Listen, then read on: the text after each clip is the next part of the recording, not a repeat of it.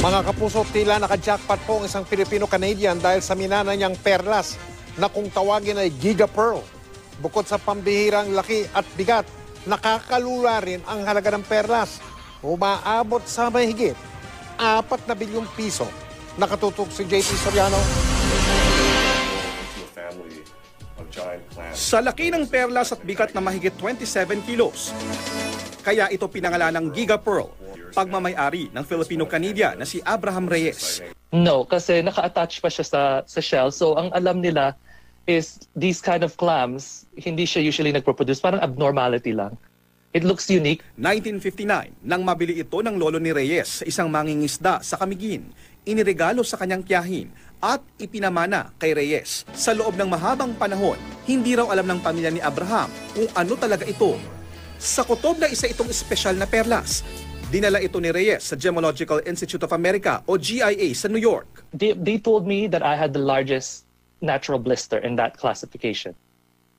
So it's a blister pearl in the world that they currently tested. Ang blister pearl ay perlas na tumubo mismo sa shell sa halip na sa laman ng oyster. Nang dalhin sa iba't ibang auction house, nalaman niyang nakakahalaga ito ng 60 to 90 million US dollars o abot sa mahigit 4 na bilyong piso. Ibinase raw ang presyo nito sa Pearl of Allah o Pearl of Lao Tzu, isa ring higanting perlas na natagpuan din sa Pilipinas sa Palawan noong 1939 na bilyong piso rin ang value.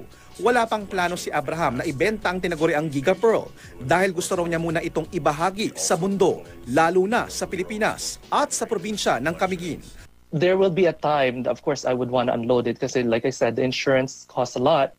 And I want to educate a lot of people regarding this, yung authenticity ng pearl. And, you know, it's also our culture.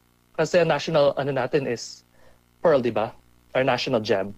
Bukod sa Giga Pearl at Pearl of Lao Tzu, ilan pang malalaking perlas ang natagpuan sa Pilipinas, kagaya ng pinaniniwala ang pinakamalaking perlas sa mundo na may bigat na 34 kg. Hawak ito ng City Tourism Office ng Puerto Princesa, Palawan. Endemic.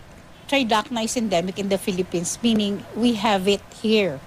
But not all Tridacna would have pearls. I've seen round, I've seen rice shape, I've seen concretions, and I've seen half and round. And we are the only ones wherein we have a round pearl from Tridacna squamosa. JP Soriano, nakatutok 24 oras.